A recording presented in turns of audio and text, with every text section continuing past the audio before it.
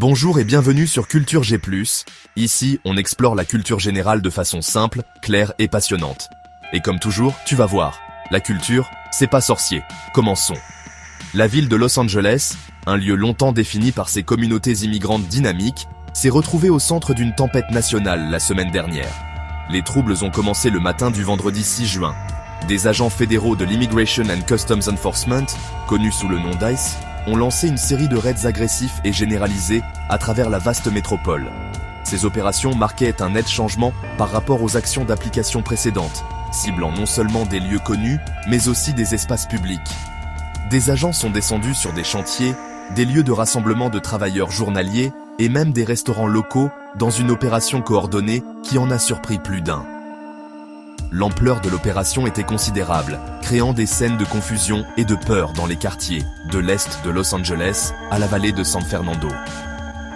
Le choc initial des raids s'est rapidement transformé en colère et en résistance organisée. Des protestations ont commencé à se former spontanément à mesure que la nouvelle se répandait via les médias sociaux et les réseaux communautaires. Cependant, un événement unique a agi comme un puissant catalyseur, transformant des manifestations éparses en un mouvement unifié. David Huerta, le président très respecté de CEU Californie, un syndicat majeur, a été arrêté par des agents fédéraux. Il ne participait pas à une manifestation à ce moment-là, mais aurait observé les raids, documentant les actions des agents fédéraux. Sa détention a été perçue par beaucoup comme une attaque directe contre le syndicalisme et le droit à l'observation pacifique, galvanisant des milliers de personnes à descendre dans les rues pour protester.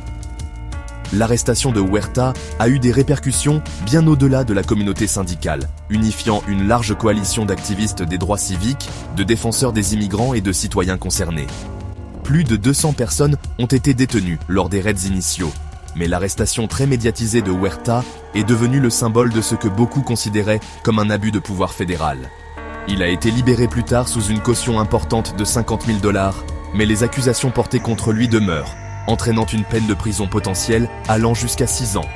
Pour de nombreux Angelenos, son arrestation était un signal clair que le gouvernement fédéral ne ciblait pas seulement les personnes sans papier, mais aussi ceux qui les soutenaient, intensifiant considérablement le conflit. Cette série d'événements a préparé le terrain pour un week-end de conflits intenses et croissants. Les premières protestations, qui étaient largement pacifiques, ont commencé à prendre de l'ampleur et de l'intensité. Les actions du gouvernement fédéral ont été perçues par beaucoup comme un défi direct aux valeurs de Los Angeles, qui s'est longtemps enorgueilli d'être une ville sanctuaire. Les dirigeants de la ville et ses habitants ont estimé que leur autorité locale et leurs normes communautaires étaient délibérément sapées par une administration fédérale déterminée à imposer sa volonté. La combinaison des raids agressifs et du ciblage d'un leader communautaire éminent a créé un mélange volatile de colère, de peur et de défis qui allait bientôt éclater. En réponse à l'agitation civile croissante, le président Donald Trump a pris une décision qui n'avait pas été vue aux États-Unis depuis des décennies. Il a ordonné le déploiement de forces militaires américaines d'actifs dans les rues de Los Angeles. Cette escalade spectaculaire a commencé par la fédéralisation de la Garde nationale de Californie, doublant sa présence à 4000 soldats et les plaçant sous commandement fédéral. Puis, le mardi 10 juin, la situation s'est encore intensifiée. Environ 700 Marines américains d'actifs de la base voisine de 29 Palms ont été dépêchés dans la ville. Leur mission déclarée était de protéger le personnel fédéral et de sécuriser les propriétés fédérales, telles que les palais de justice et les immeubles de bureaux. Cette décision marque un moment important et controversé dans l'histoire américaine moderne. Le déploiement de l'armée d'actifs pour l'application de la loi nationale est sévèrement restreint par le Posse Comitatus Act. C'est la première fois qu'un tel déploiement a lieu depuis les émeutes de Los Angeles en 1992. De plus, l'acte de fédéraliser la garde nationale d'un État sans le consentement du gouverneur est une mesure extrêmement rare, utilisée pour la dernière fois en 1965 pendant l'ère des droits civiques. L'administration Trump a justifié cette action comme étant nécessaire pour prévenir ce que le président a appelé l'anéantissement complet de la ville, présentant les manifestants comme des foules insurrectionnelles dans des déclarations publiques et sur les réseaux sociaux. Les dirigeants de l'État de Californie et les autorités locales ont réagi avec fureur et par des actions en justice. Le gouverneur Gavin Newsom et la maire de Los Angeles, Karen Bass, ont fermement condamné l'intervention fédérale. Ils l'ont décrite comme une provocation illégale et autoritaire visant à exacerber la situation à des fins politiques. Le gouverneur Newsom a accusé le président Trump de créer le chaos et a intenté une action en justice fédérale contre l'administration. La poursuite vise à bloquer le déploiement militaire, arguant qu'il viole la Constitution américaine et représente un abus dangereux du pouvoir exécutif. Cela a créé une impasse sans précédent entre l'État de Californie et le gouvernement fédéral. Le conflit a été encore enflammé par une rhétorique virulente de Washington. Le tsar des frontières nommé par le président Trump, Tom Homan, a publiquement menacé d'arrêter le gouverneur Newsom et la maire Bass, les accusant d'obstruer l'application de la loi fédérale. Le président a publiquement approuvé cette idée, intensifiant la bataille politique et juridique. Pendant ce temps, le secrétaire à la défense Pete Hegseth et la procureure générale Pam Bondi ont défendu les actions de l'administration, insistant sur le fait qu'ils agissent dans le cadre de leur autorité pour rétablir l'ordre et protéger les intérêts fédéraux. Cela a laissé la ville prise au milieu d'une crise constitutionnelle, avec des troupes fédérales et des autorités de l'État opérant dans un environnement tendu et conflictuel. Les rues du centre-ville de Los Angeles sont devenues une zone contestée, avec des manifestations concentrées autour des bâtiments fédéraux et de l'hôtel de ville. Les manifestations ont été accueillies par une réponse énergique de la part des forces de l'ordre locales et fédérales. Les agents du département de police de Los Angeles et les agents fédéraux ont largement déployé des mesures de contrôle des foules. Ils ont utilisé des gaz lacrymogènes, des grenades assourdissantes, des balles de poivre et des balles en caoutchouc pour disperser les foules. Au cours d'un week-end, le LAPD a signalé avoir tiré plus de 600 balles en caoutchouc sur des groupes de manifestants. Cette approche musclée a entraîné de nombreuses blessures et a été largement critiquée par les organisations de défense des droits civiques comme étant excessive et dangereuse. Les manifestants, à leur tour, ont répondu par des actes de défi et de destruction. Certains ont lancé des feux d'artifice, des pierres et des engins incendiaires sur les lignes de police. Au moins un véhicule de police a été incendié et une artère majeure, l'autoroute US 101, a été brièvement fermée par les manifestants. Des images de voitures autonomes Waymo en feu sont également devenues un symbole des troubles, avec au moins 5 de ces véhicules incendiés par les manifestants. Cela a incité l'entreprise à suspendre ses services de robotaxis dans les zones de protestation. Des pillages ont également été signalés dans plusieurs commerces près de l'intersection de la 6e rue et de Broadway, ajoutant au sentiment de chaos au cœur de la ville. Les événements de Los Angeles ont attiré l'attention nationale et internationale. Des manifestations de solidarité ont éclaté dans d'autres grandes villes américaines, y compris New York, Chicago, San Francisco et Dallas. À New York, un sit-in à la Trump Tower a entraîné 2 douzaines d'arrestations. La situation a également suscité la condamnation de personnalités internationales.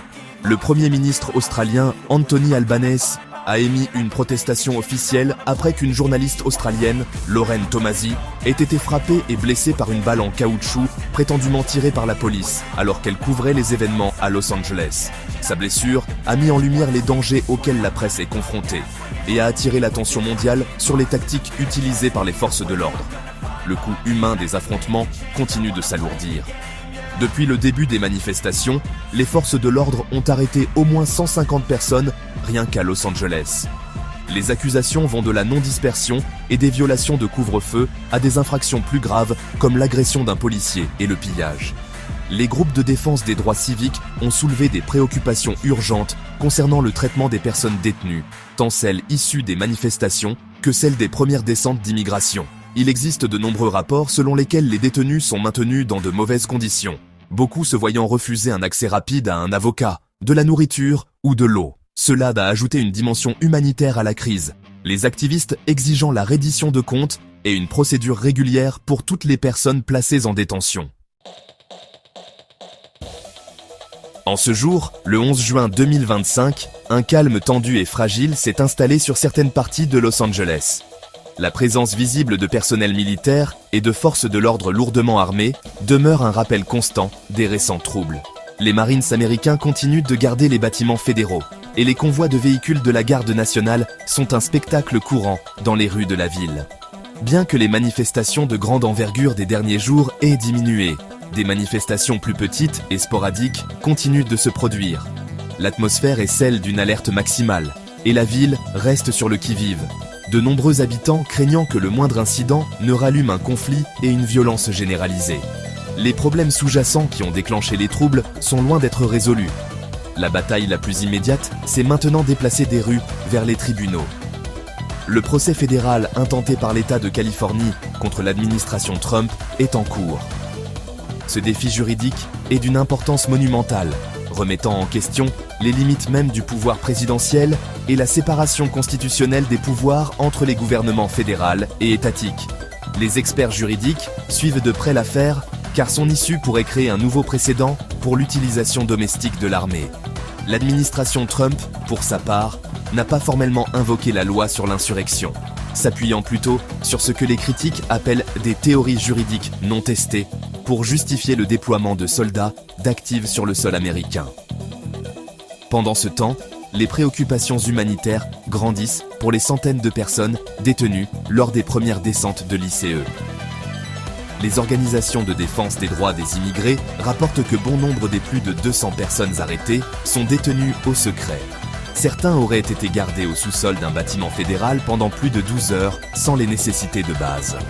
On craint maintenant sérieusement que ces détenus ne soient transférés vers des établissements hors de l'État, ce qui rendrait incroyablement difficile pour leurs familles et leurs avocats de les contacter.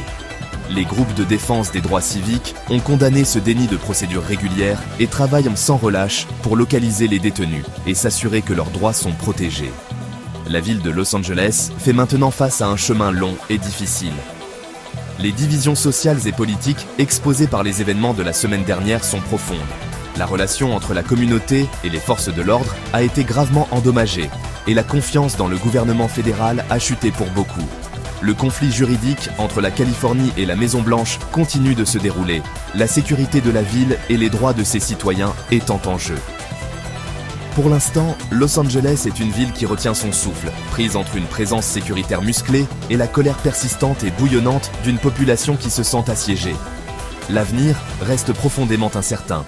Et si tu veux continuer à voir le monde autrement, à apprendre sans t'ennuyer et à briller sans te la raconter, tu sais ce qu'il te reste à faire. Abonne-toi, active la cloche et reste curieux. Tu es sur Culture G+. Et ici, on le dit, on le vit et on le prouve. La culture, c'est pas sorcier.